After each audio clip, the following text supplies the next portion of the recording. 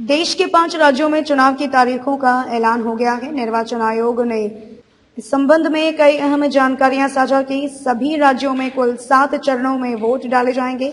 जिन 5 राज्यों में विधानसभा चुनाव होने हैं, उनमें उत्तर प्रदेश के साथ साथ उत्तराखंड, पंजाब, गोवा, मणिपुर भी शामिल है।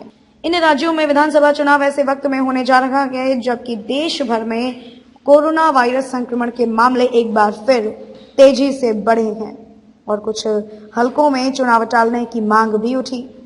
चुनाव आयोग ने अभी कुछ दिन पहले ही इस संबंध में शीर्ष स्वास्थ्य अधिकारियों की टीम के साथ एक बैठक भी की थी, जिसमें देश में कोविड के मौजूदा हालात का जायजा लिया गया था और इससे निपटने के उपायों पर चर्चा की गई थी। कोविड के मामलों में उछाल के बीच कई राज्यों में पार्टियों ने रैलियां रद्द करने और जनता से वर्चुअल तरीके से जुड़ने तथा डोर टू डोर संपर्क अभियान चलाने का फैसला भी किया है।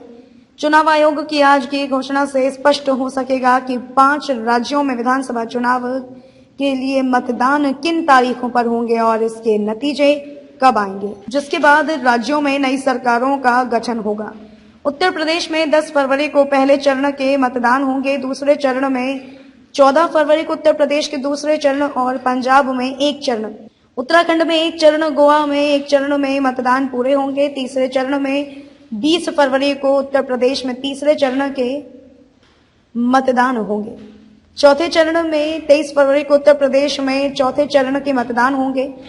5वें चरण में 27 फरवरी को उत्तर प्रदेश के 5वें चरण और मणिपुर के पहले चरण के मतदान होंगे। सभी राज्यों के चुनाव एक साथ 7 चरणों में आयोजित किया जाएगा। यूपी में 10 फरवरी को पहले फेज का चुनाव नोटिफिकेशन जारी होने की तिथि, 14 जनवरी 21 जनवरी को लास्ट डेट नामांकन का। दूसरे चरण में यूपी में दूसरे चरण, पंजाब, उत्तराखंड, गोवा में चुनाव होंगे।